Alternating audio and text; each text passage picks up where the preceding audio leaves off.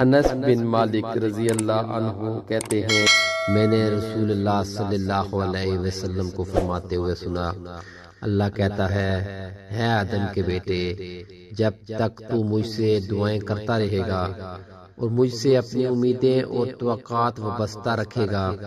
میں تجھے بخشتا رہوں گا، چاہے تیرے گناہ کسی بھی درجے پر پہنچے ہوئے ہوں، مجھے کسی بات کی پرواہ اور ڈر نہیں ہے۔ آدم کے بیٹے، اگر تیرے گناہ آسمان کو چھونے لگیں، پھر تم مجھ سے مغفرت طلب کرنے لگے تو میں تجھے بخش دوں گا اور مجھے کسی بات کی پرواہ نہ ہوگی۔ ہے آدم کے بیٹے، اگر تو زمین برابر بھی گناہ کر بیٹھے اور پھر مجھ سے مغفرت طلب کرنے کے لیے ملے